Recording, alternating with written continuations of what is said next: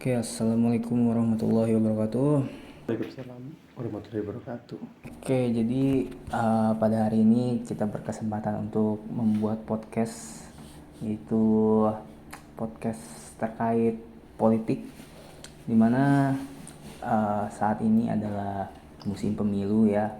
Ya, walaupun video ini dibuat setelah hasil pemilu itu selesai, yaitu hasil quick count itu sudah ada, tapi di sini kita akan membahas politik terkait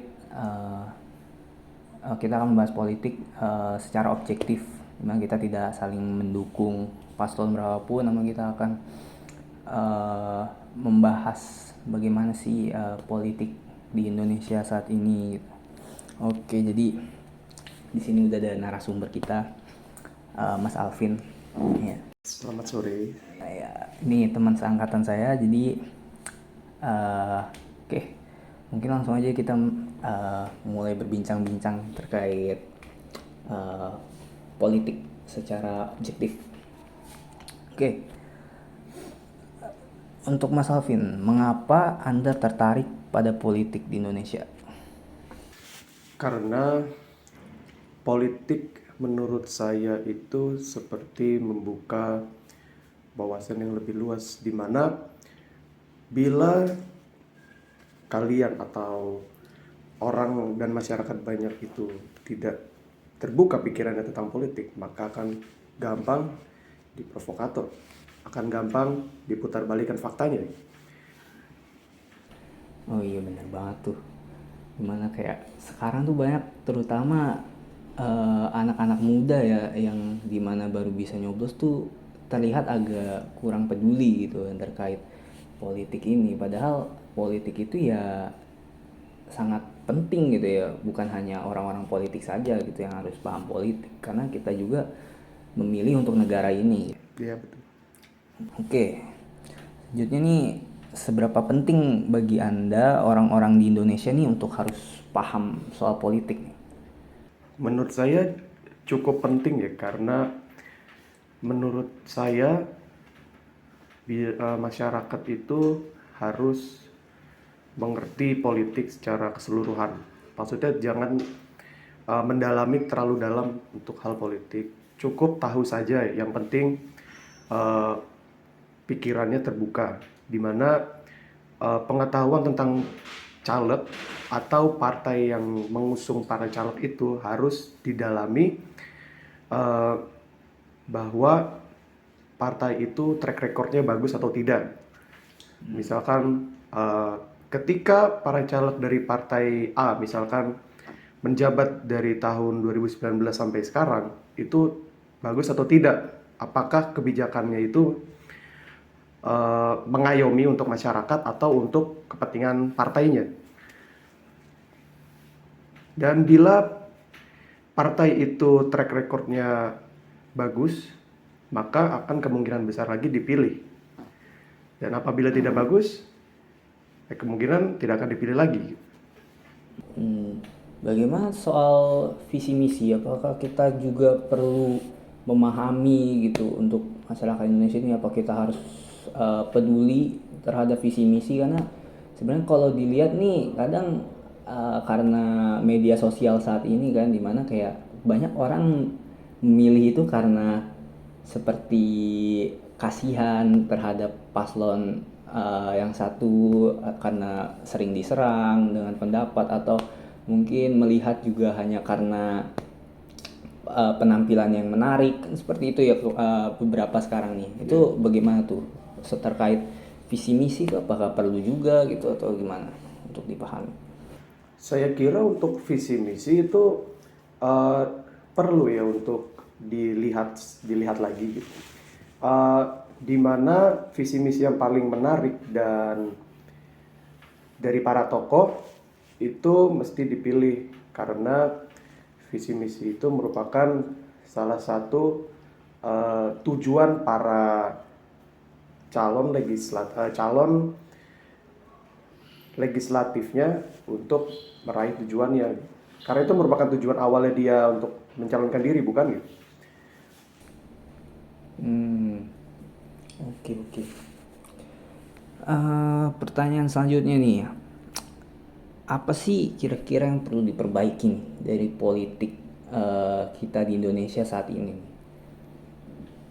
Hal yang perlu diperbaiki politik di Indonesia saat ini, eh, menurut saya tidak banyak ya, karena setiap setiap pihak itu memiliki preferensinya masing-masing atau tujuannya masing-masing, di mana misalkan sebuah partai A itu ingin agar harga BBM itu bisa gratis gitu misalkan, atau partai B misalkan dana haji itu dibebankan kepada APBN, maka masyarakat bisa menilai dong apakah apakah hal tersebut yang lebih menarik itu yang mana yang pantas dipilih gitu. Hmm, tapi melihat kondisi saat ini, bukankah banyak dari para eh, paslon itu kayak seperti memberikan janji-janji palsu, kayak dimana eh, padahal kalau kita melihat para ahli berbicara, para pakar, bahwa eh, janji-janji mereka itu seperti tidak mungkin untuk dapat dilakukan. Itu bagaimana tuh kira-kira? Apakah kita tetap harus memilih visi misi mereka gitu hanya karena terlihat enak didengar, apa seperti itu? Saya kira untuk hal tersebut harus ditelik lagi ya, atau dilihat kembali, di mana buat atau untuk visi misinya itu, eh, saya kira tergantung orang atau masyarakat yang ingin memilih, di mana misalkan paslon A visi misinya merupakan berbagi sembako gratis, atau paslon B untuk susu dan makanan gratis gitu. Pasti kan masyarakat akan menilai yang lebih worth it lah bisa dibilang, atau lebih masuk akal, di mana menurut si B nih, dia milih sembako gratis karena uh, dia berasal dari masyarakat yang kurang mampu, atau ada masyarakat yang kurang mampu memilih susu dan makanan gratis karena tujuan dari tujuan dari salah satu paslon tersebut, mereka mengejar agar stunting atau perlambatan pertumbuhan badan itu bisa ditekan secara masif.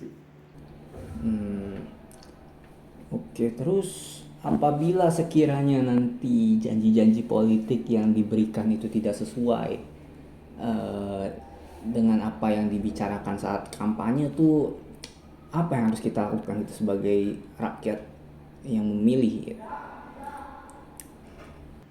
Untuk masyarakat yang memilih itu, menurut saya harus mungkin antara bersabar agar para caleg itu bisa merealisasikan janjinya, dan tidak mungkin dong untuk misalkan biaya susu dan makan gratis itu visi misinya bisa diimplementasikan setelah dia dilantik gitu kan, karena akan menyebabkan APBN itu membengkak dan tidak merata jadinya, dan harus dipantau untuk para bawahan agar tidak dikorupsi untuk biaya makanan dan susu gratis tersebut. Hmm, berarti kita juga harus memahami ya, apa yang disampaikan itu bukan hanya sekilas apa yang kita dengar gitu, tapi kita juga harus paham maksud dari visi misi ini nih seperti apa gitu kan, bukan hanya yang enak didengar saja. Iya betul. Oke, dan selanjutnya nih, melihat hasil quick count saat ini yang dimana bisa dilihat bahwa Pak Prabowo sebagai sebagai calon presiden 02 nih telah meraih poin, telah meraih hasil poin yang cukup jauh signifikan. Nah itu gimana tuh menurut uh, rekan Alvin nih? Kalau untuk Pak Prabowo itu, menurut saya hal yang menyebabkan dia eh, menang secara elektabilitas dalam quick count itu karena dia yang pertama didukung 9 partai, di mana partai tersebut merupakan banyak partai besar ya, seperti Gerindra yang merupakan pemiliknya itu adalah punya Pak Prabowo, Golkar itu punya Menteri Ekonomi yaitu Pak Erlangga, lalu Partai Demokrat yang merupakan pemiliknya itu adalah AHY, anak dari mantan Presiden SBY gitu. Serta dari Partai PAN yang merupakan Menteri Perdagangan Pak Zulkifli Hasan. Dan untuk sisa partai itu merupakan partai yang tidak lolos ke Senayan, di mana mereka tidak punya kursi di DPR dan tidak mencapai ambang batas 4%. Seperti Partai PSI, Garuda, Gelora, Partai Prima, dan satu lagi dia merupakan partai pendukung, bukan partai pengusul. Saya kira masyarakat itu cenderung melihat framing figurnya Pak Prabowo itu sebagai gemoy gitu, dimana hal itu merupakan hal yang fun di mata anak muda nih. Kalau untuk di mata para orang tua itu Pak Prabowo itu merupakan sosok yang gigih, tegas. Dan untuk para paslon lainnya saya pikir mereka mempunyai cara tersendiri untuk mendongkrak elektabilitasnya kan, dimana misal Pak Anies mempunyai acara Desak Anies gitu, dimana beliau mendirikan atau membuat acara untuk para masyarakat berkeluh kesah langsung dengan Pak Anies itu sendiri gitu, seperti Caimin atau Gus Muhaimin di acara Selepet Imin gitu. Sama konsepnya seperti Desak Anies gitu. Serta ada acara Tabrak Prof, itu merupakan acaranya Profesor Mahfud gitu. Dan acaranya Pak Ganjar. Oke. Jadi memang dirasa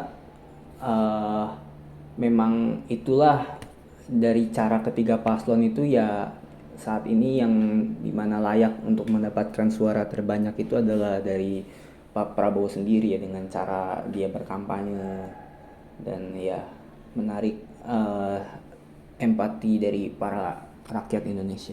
Iya, betul sekali. Oke, di mungkin nih terakhir, bagaimana nih harapan dari rekan Alvin nih untuk politik di Indonesia ke depannya? Untuk politik Indonesia ke depannya saya pikir bisa balance terhadap jalannya perpolitikan di Indonesia, di mana tidak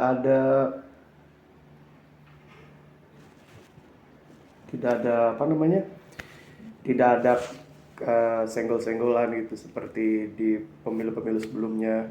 Misalkan memang hasilnya tidak sama atau tidak seperti yang diharapkan, seperti yang mereka mau, ya menurut saya ya legowo saja, menerima apa adanya hasil tersebut. Jangan karena para paslon yang diusung itu tidak mendapatkan suara yang signifikan, suara signifikan, mereka memprotes bahwa adanya kecurangan, bahwa adanya ketidakjujuran dalam pemilihan. Dan menurut saya sebuah kecurangan atau ketidakjujuran itu merupakan hal yang biasa disebut oleh pihak yang kalah. Maka dari itu saya harap perpolitikan di Indonesia itu bisa stabil dan demokratis ke depannya. Oke, mungkin cukup sekian dari podcast kami. Terima kasih banyak untuk rekan saya Alvin. Sama-sama. Ya, oke, mungkin cukup sekian. Terima kasih untuk semua yang menonton. Billahi taufiq wal hidayah. Wassalamualaikum warahmatullahi wabarakatuh.